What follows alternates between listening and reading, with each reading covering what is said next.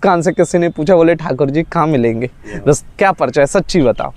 रसकान के मुझसे पूछ रहे हो ना, तो मैं अपना मत कहता हूँ, ना ठाकुर जी बड़े बड़े मंदिरों में मिलेंगे, ना देवालय में मिलेंगे, ना कहीं मिलेंगे। बोले क्या, बोले ब्रज में चले जाओ, कोई सेवा कुंज में बैठा श्री जी के चरणों को दबा रहे होगा, बैठो पलोटत राधिका पायन।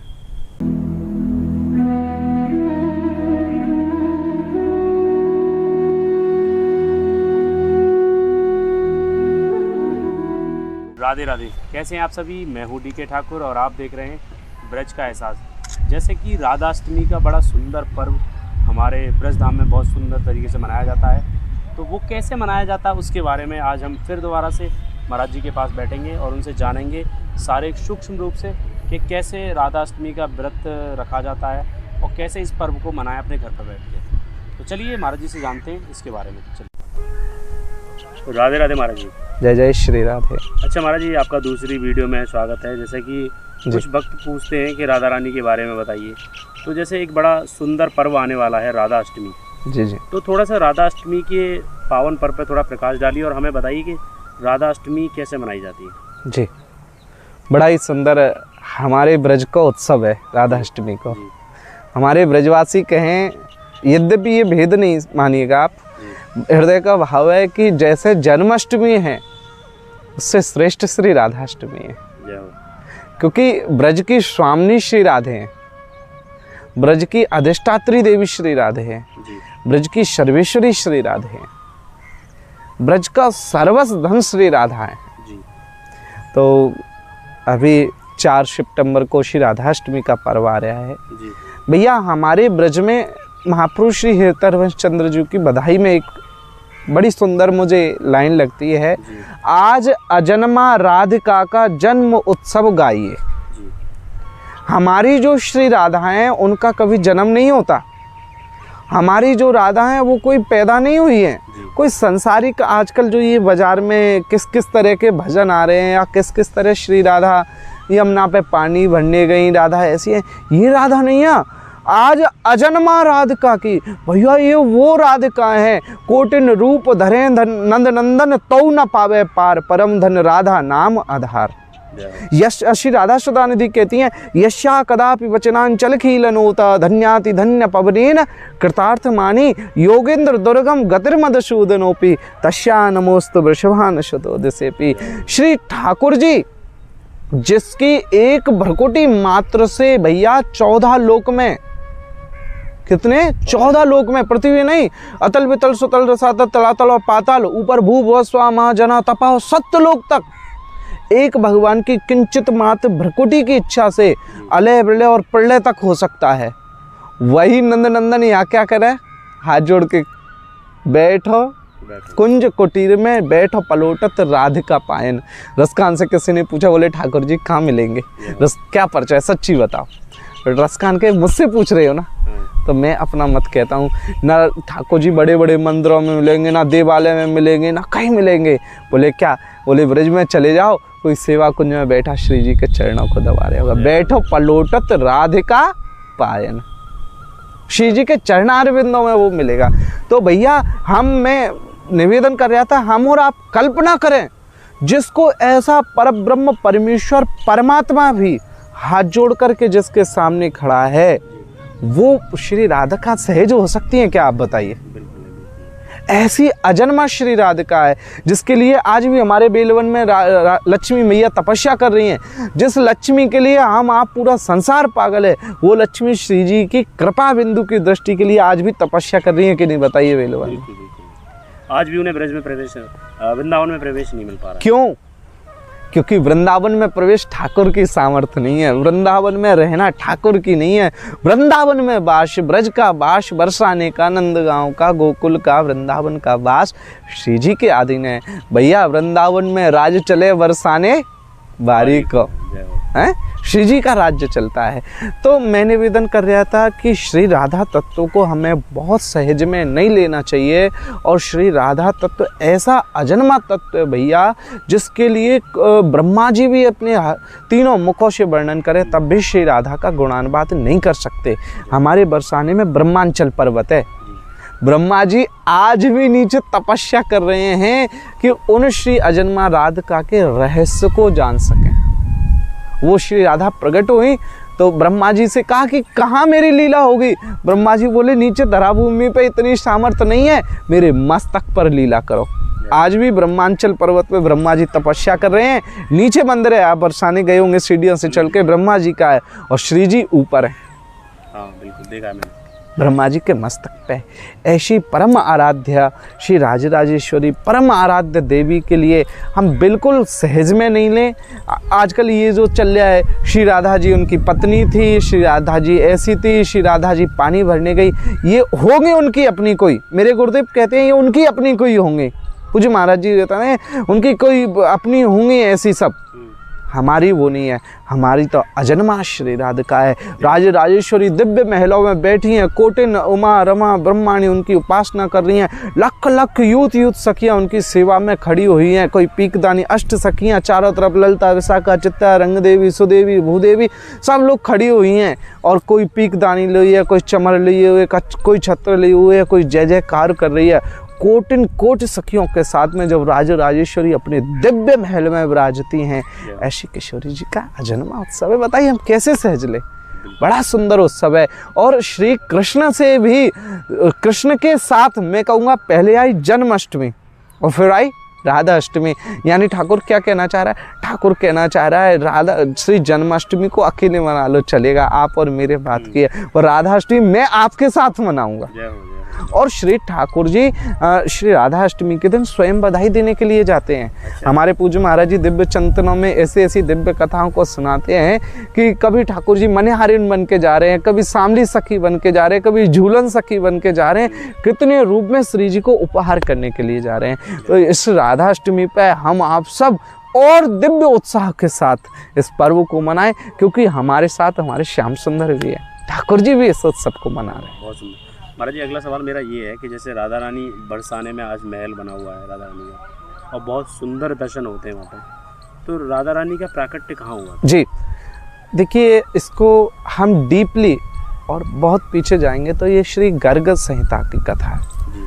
और शायद मुझसे भी हम लोग जब एकांत में बात कर रहे थे, ये प्रश्न आपने किया कि पहले जन्माष्टमी आई फिर राधा अष्टमी आई, और दोनों ही एक चीज देखिए तो अष्टमी के दिन ही पैदा हुए दोनों जी, कृष्ण भगवान भी और राधा रानी भी जी। तो इसकी कितना लॉजिक है ना, हमें बताएं जी कितना लॉजिकल है। और मुझे सबसे अच्छा आपसे लग रहा है डीके जी, आपका ये जो चैनल है और आप ऐसे मतलब दिव्य रहस्यों को तो लोगों को नहीं पता उसको आप प्रकट कर रहे हैं और लोगों तक पहुंचाने की कोशिश कर रहे हैं।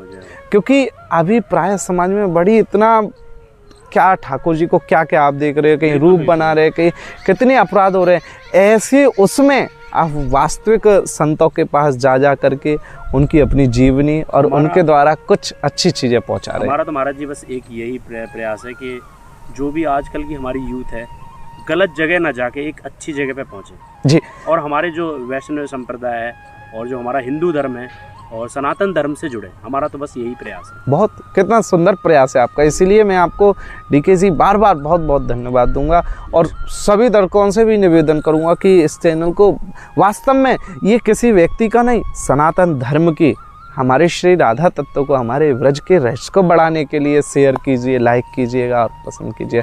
तो आपने प्रश्न किया कि श्री राधा, तो मैं इसके लिए आपको श्री गर्ग संहिता का दूंगा। ये पूर्व कथाएं हैं और कथा बहुत बड़ी है और विस्तार से बहुत समय लगेगा, मैं बस सूक्ष्म में वहाँ से कुछ अंश लेते हुए आपको समझाऊंगा। श्री निकुंज मंदिर में ऐसी कोई लीला घटी, ये गर्ग संहिता की कथा है, बड़े ध्यान से सुनिएगा आप, कि वहाँ आपसे अन्य बहुत सारी कथाएं हैं पर विस्तार में नहीं। वहाँ प्रियालाल का ऐसा उद्देश्य हुआ कि दोनों इस ब्रजभूमि पर जाएं। अच्छा। वहाँ प्रिया जी को अप्रत्यक्ष रूप से श्री कृष्ण और राधा को आपसी, इसको यदि एक तत्व दो तन धरे नितरस पारावार, दो चकोर दो चंद्रमा दो अली पंकज दो चातक दो मेघ प्रिय, वो अलग नहीं है, ध्यान रखिएगा। पर भगवान लीला करने के लिए वहाँ ऐसा श्राप लगा कि वहाँ से 100 वर्ष का वियोग मिला। अच्छा जी, 100 वर्ष का श्री राधा और कृष्ण का विक्षोभ हुआ।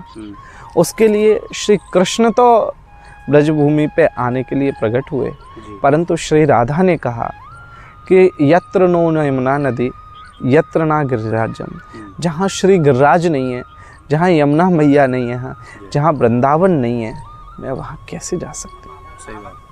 तो ये जो आप ब्रज की चीज़ें दर्शन कर रहे हो ना, श्री गिरिराज जी, भैया ये श्री गिरिराज जी कोई आज के बनाई हुई या कोई वो नहीं है, मैं अपना मत कहता हूँ, ये गिरिराज जी साक्षात भगवान है। और श्री गिरिराज जी भगवान से बड़े हैं। पूछो कैसे? जो बड़े होता है वो ऊपर होता है कि नहीं? बिल्कुल बिल्कुल सही है। हम भगवान को सारी पूजा करते हैं, भगवान को कहाँ बैठाते हैं? ऊपर ही बैठाते हैं। ठीक है, पर गिरिराज कहाँ है? भगवान से भी ऊपर है। गिरिराज कहाँ है? भगवान से भी ऊपर है। श्री भगवान ही देखिए, एक रूप से पुज रहे हो, एक से रहो पुजाए। यद्यपि श्री गिरिराज जी भगवान है और भगवान ही गिरिराज हैं, भगवान ही उनकी महिमा बढ़ा रहे हैं, पर मैं अपने भाव में कहूँगा श्री भगवान से भी बड़े श्री गिरिराज जी है, क्योंकि वो भगवान के ऊपर विराजमान है। ठीक है। तो श्री भगवान ये ही श्री गिरिराज जी श्री निकुंज मंदिर के हैं। श्री यमुना मैया सहज नहीं है भैया। एक बार बड़ी छोटी सी कथा मैं भागवत में सुनाता हूँ। श्री रुक्मणी जी ने सारी द्वारका में तैयारी कर दी, सारी तैयारी कर दी, बोले प्रभु यहाँ रास करके दिखाओ। और तो और प्रवास क्षेत्र में श्री राधा रानी भी वहाँ विराजमान थे। ये ग्रहण काल की कथा है, डीपली कभी फिर विस्तार करेंगे। तो वहाँ श्री राधा विराजमान है, वहाँ श्री कृष्ण विराजमान है। ये ब्रज की कथा के बाद की कथा मैं सुना रहा हूँ, अंतिम वाली, बहुत दिव्य और ये रहस्यमयी कथा है, इसको बड़े ध्यान से सुनिएगा आप। तो वहाँ श्री कृष्ण हैं, वहाँ श्री राधा हैं, वहाँ ब्रजवासी हैं, वहाँ श्री जी की सखियाँ हैं। तब कहा कि हे प्रभु, सारी रुक्मणी इत्यादि 16,108 पटरानियों ने निवेदन किया, एक झलक रास की दिखा दो। श्री गोविंद के आंखों में अश्रुबिंद आ गए। बोले मेरी सामर्थ्य नहीं है, मेरी स्वामिनी जी से पूछो, क्योंकि रास की स्वामिनी श्री राधे है। आपने कभी रास आज भी हमारे ब्रज में प्रारंभ होता देखा हो तो ठाकुर जी पहले प्रिया जी के चरणन में मुनहार करेंगे, हे प्रिया जी रास मंडल में पधारो, आपकी आज्ञा हो तो रास होगा, नहीं होगा तो नहीं होगा। ठाकुर जी ने रुक्मणी इत्यादि से कहा कि रास तो श्री जी के अधीन है। सारी सखियां श्री जी के पास पहुंच गई। भैया श्री जी से निवेदन किया, श्री जी वो वृंदावन का दिव्य रस हमें थोड़ा सा दर्शन करा दो।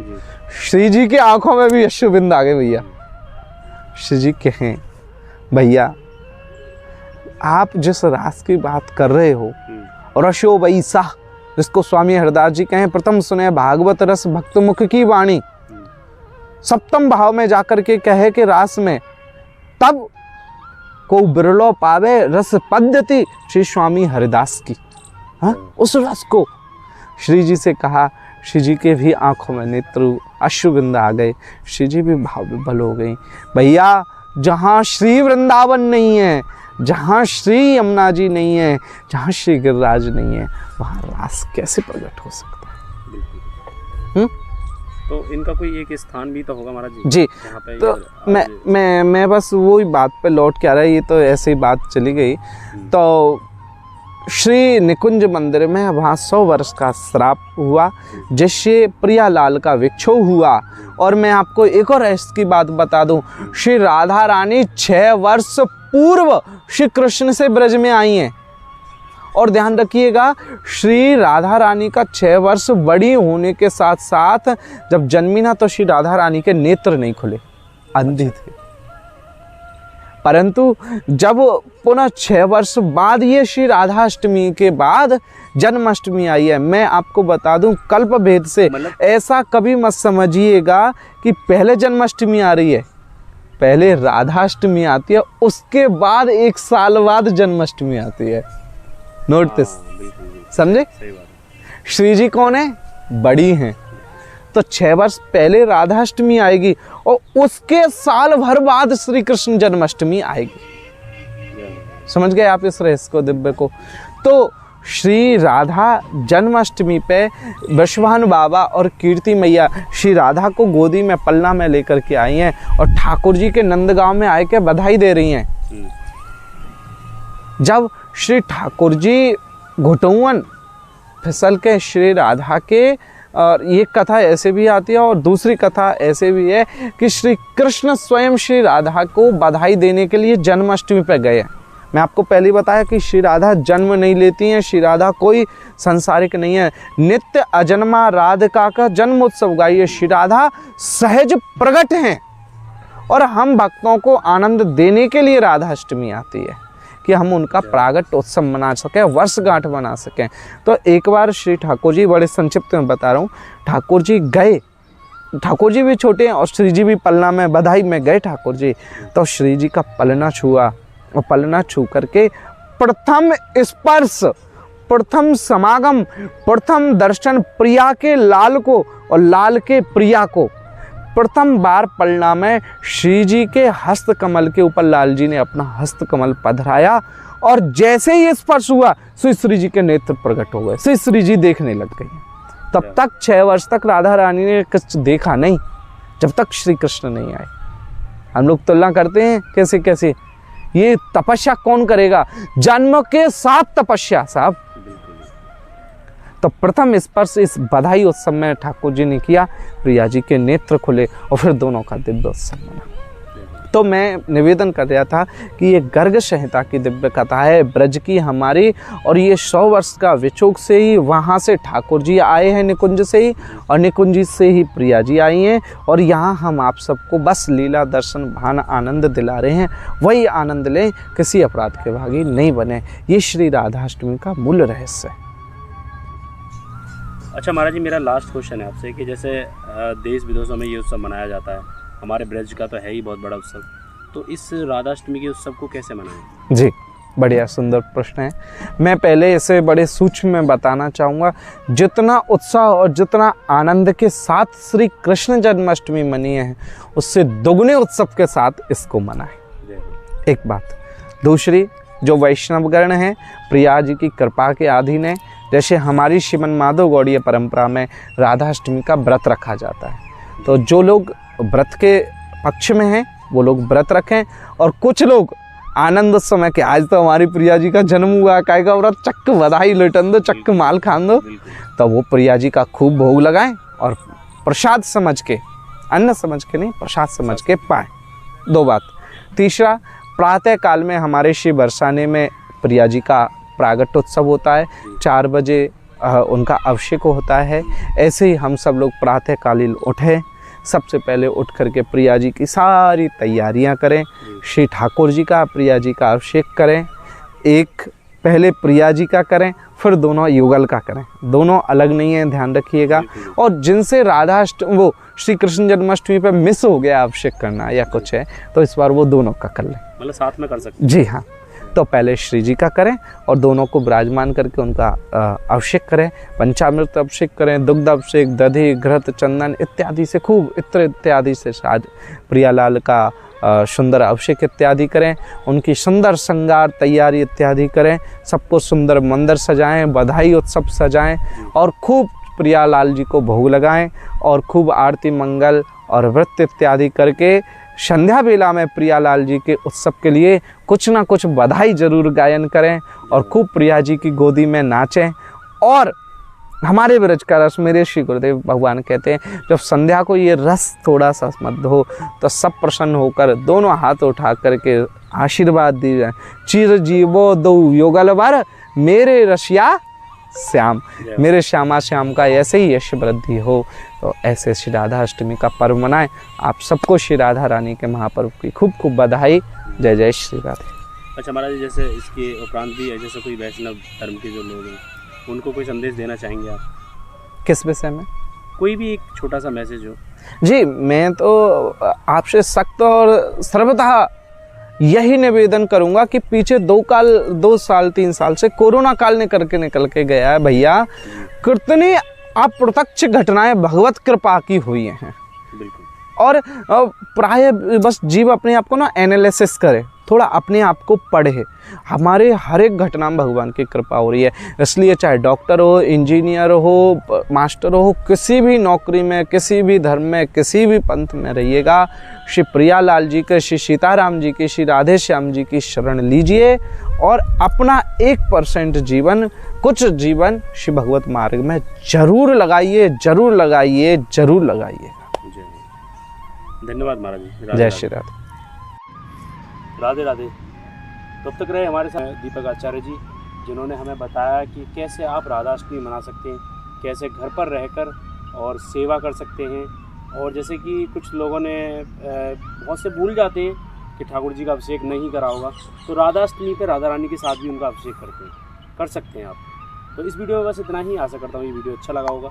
अच्छा लगा है तो लाइक करिए, शेयर करिए और इस चैनल को थोड़ा सा आगे बढ़ाओ, ताकि हमें भी थोड़ा सा एक मोटिवेशन मिले कि हम ब्रज में जगह जगह जाके आपको अन्य संतों के मंदिरों के दर्शन करा सकें। तो राधे राधे, जय बिहारी।